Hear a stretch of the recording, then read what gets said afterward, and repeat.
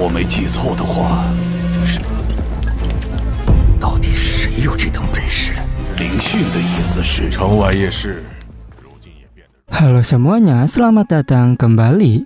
Apa kabar kalian semua? Semoga baik-baik saja. Pada video kali ini kita akan membahas spoiler Donghua yang berjudul Tales of Herding Gods. Baiklah, daripada kalian semua penasaran, mari kita mulai saja pembahasan spoiler untuk episode kali ini. Tanpa berbasa-basi lagi, langsung saja kita mulai videonya. Cerita ini berlanjut. Kita diperlihatkan naga kilin yang masih berusaha melarikan diri. King Yu menyerang dengan petir, tapi muntah darah. Tangannya gemetar, serangannya meleset dan melubangi gunung. Kinmu sadar, seni ilahi dari kultivator alam makhluk surgawi tetap mematikan. Lu Wenshi dan yang lain ketakutan. Ingat karena mereka nyaris dihancurkan Dewa Iblis Agung Xiongpi. Tanpa campur tangan Kuye, Xiongpi pasti jauh lebih kuat. Lu Wenshi bertanya pelan, "Perlu kita kejar?" Taois Kuye duduk bersila sambil terengah dan tersenyum pahit. Ia tak sanggup mengalahkan iblis itu karena kekuatan hidupnya sudah hancur. Ia berpesan agar para Taois mengeksekusi pemimpin sekte iblis surgawi alias Kinmu karena ia ingin melihat iblis itu mati di mata air kuning. Setelah berkata begitu, Taois Kuye pun meninggal. Semua berduka. Lu Wenshi bersumpah membalas. Arhat Pushan dan King Yu melepas doa. Lo Sanpo mendesak mengejar naga kilin sebelum memanggil dewa iblis kedua. Meski terluka, mereka menelan pil spiritual lalu bergegas menyusul Kinmu. Kinmu gagal memanggil dewa iblis kedua karena run mudah salah saat naga kilin lari kencang. Mereka hampir tak terluka, Dutian cuma sedikit berubah. Kinmu memulihkan tubuh pincangnya dengan energi vital burung merah. Dari peta Yangkang mereka sudah dekat Dasu, tapi gerbang perairan rahasia tak bisa dilewati. Kinmu tersesat jauh dari gerbang perairan rahasia, jadi ia memilih rute penyelundupan sekte iblis surgawi lewat pegunungan dewa antara Dasu dan Yangkang.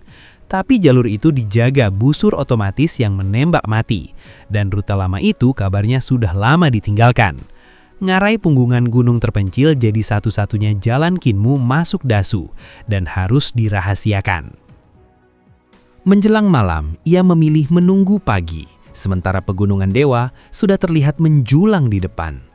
Pegunungan dewa membentang ribuan mil dan sangat sulit dilintasi. Saat mencari tempat singgah, Kinmu melihat desa tiba-tiba menyala. Dutian curiga itu jebakan karena sebelumnya tak ada desa dalam ribuan mil. Kinmu menyuruh naga kilin terus jalan. Tak lama muncul desa lain yang susunan lampunya persis sama. Makin menegaskan ada jebakan, tapi Kinmu tetap memilih lanjut. Mereka terus lari, tapi desa yang sama muncul berulang kali dan jarak ke pegunungan dewa tak pernah mendekat. Jelas ada orang yang melipat ruang. Dutian putus asa, lalu Kinmu murka dan memutuskan masuk desa, siap membunuh siapapun yang menghalangi jalan pulangnya tahun baru. Naga kilin turun dan mengecil, lalu Kinmu masuk ke desa bersama Hulinger dan Raja Iblis Dutian dengan waspada. Desa terlihat biasa, seekor anjing menggonggong sampai sesepuh keluar membawa lampu minyak. Kinmu bersikap sopan dan meminta tempat beristirahat semalam. Sesepuh itu langsung tahu Kinmu adalah pemimpin sekte iblis surgawi dan menawarkan banyak kamar kosong, membuat Dutian dan naga kilin kaget. Kinmu curiga mereka berputar-putar karena ulah sesepuh ini. Saat ditanya jumlah penduduk, sesepuh berkata saat ini cuma ada dia dan seekor anjing, tapi penduduk akan segera datang untuk perayaan. Lalu ia meminta Kinmu jangan pergi dan memaklumi sikap kasar mereka. Kinmu pura-pura menginap lalu begitu masuk ia langsung memerintah semua diam dan menutup mata. Ia menahan Dutian agar tak bergerak, melempar alat ke lantai, lalu menyeret naga kilin dan Hulinger masuk sambil memberi isyarat agar ikut menutup mata. Kinmu memasang lukisan penangkal dari kakek pincang menghadap pintu, lalu berbaring menunggu. Dari luar, terdengar Lu Wenshi dan King Yu mereka mengaku gagal membunuh pemimpin sekte iblis surgawi hingga Kuye tewas. Sesepuh beralis putih lalu berkata, "Pemimpin sekte iblis surgawi sedang tidur di desa." Para pengejar gembira mendengar pemimpin sekte iblis surgawi ada di desa. Ada yang ingin langsung membunuhnya, tapi diputuskan menunggu bala bantuan dulu sambil pesta. Mereka mengakui iblis itu penuh trik dan hampir membunuh mereka lewat dewa iblis yang dipanggilnya, namun tetap bersorak seolah menegakkan keadilan. Di luar, para pengejar berpesta di bawah lampu terang. Di dalam, Kinmu menenangkan Huling Er yang menggigil sambil mengingatkannya tetap menutup mata. Saat sesepuh beralis putih menyuruh mengantar pemimpin sekte iblis langit, Lu Wenxi masuk lebih dulu tapi kepalanya tiba-tiba terpenggal dan ia tewas seketika. Para praktisi kuat panik dan menerobos masuk setelah Lu Wenxi tewas. Namun begitu menginjak halaman, kepala mereka ikut terpenggal satu persatu. Seolah ada dewa tak terlihat di halaman itu yang menebas siapapun yang masuk. Huling Er diam-diam membuka mata dan melihat para praktisi alam makhluk surgawi mati begitu menginjak halaman, padahal tak tampak musuh. Ada yang masuk dengan jurus pedang rumit dan membentuk ribuan ikan pedang sebagai pertahanan pasif untuk serangan balik. Tapi tetap saja, situasinya terasa tidak wajar. Para praktisi itu tak bisa melihat musuh yang menebas tanpa jejak, jadi mereka bergerak sangat hati-hati menuju ruang utama. Di sana terlihat lukisan yang diterangi lilin Kinmu. Punggung pria baruh baya berpedang, wajahnya miring seolah melirik keluar dari lukisan itu. Dan orang di dalam lukisan itu adalah kakek kepala desa. Tatapan pria parubaya di lukisan itu memancarkan niat membunuh. Meski gambarnya tampak sederhana, seakan ada ruang kosong yang menyimpan isi tersembunyi. Bayangan pembantaian, mayat praktisi menumpuk dalam lautan darah.